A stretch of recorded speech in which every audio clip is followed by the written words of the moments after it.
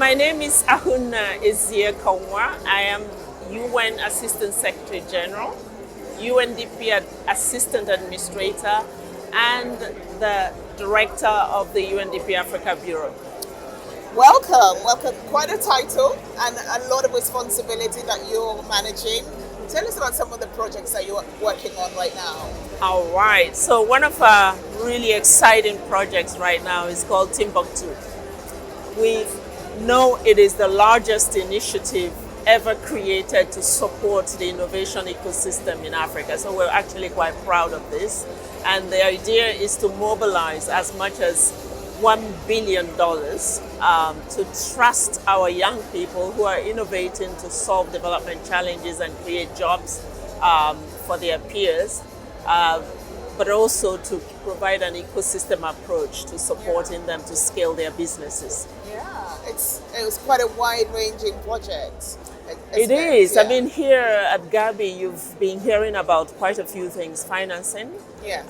but also policy. Yes. And I think what we're trying to do is to unlock opportunity for talented young Africans. Well, the talent is there, the ideas are there, but ideas need legs. Ideas need developed talent. Yeah. Ideas need capital. Right. And ideas need market access. So these are all the things that Timbuktu is trying to solve, because UNDP works with governments very closely. And we know traditionally, I mean, if we continue to do development the traditional way, it's very slow.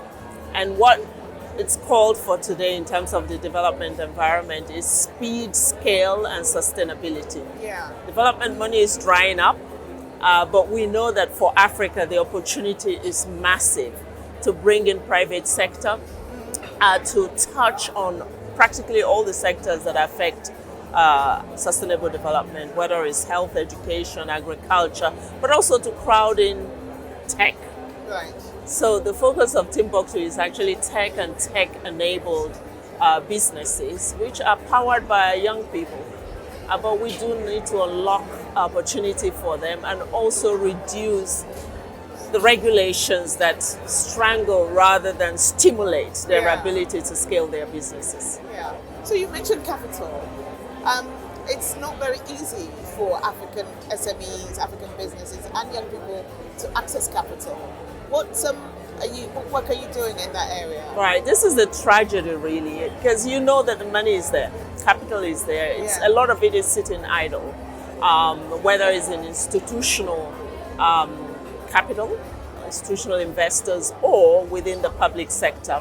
Yeah. So what we're trying to do through Timbuktu is to create a space where private money, commercial capital, and catalytic capital, which is essentially the grants, the money that comes through development financing institutions, can meet and produce that de-risking environment for commercial capital to be, uplifted.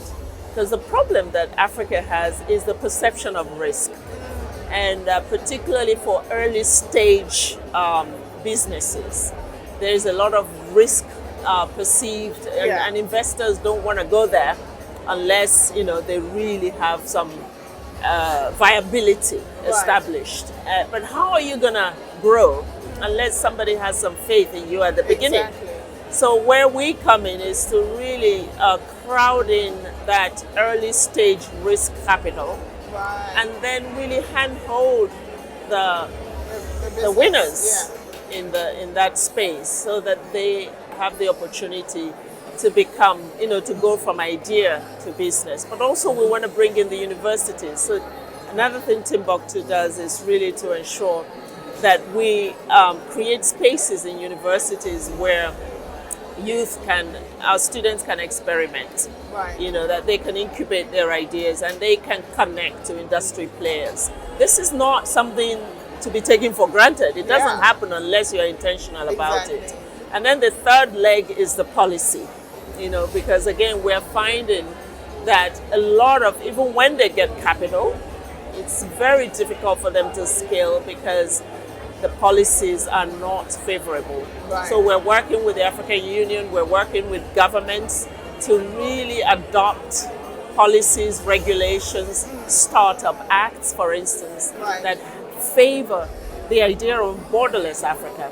Because a lot of the entrepreneurs, if you're in Namibia, it's a small population, and you have an idea that's big enough to cross your borders, you want to enter the One Africa market, you want to go to Nigeria and sell your solution there. Yeah. We need to make that easier for these entrepreneurs. So Timbuktu is building an ecosystem that makes all of this possible.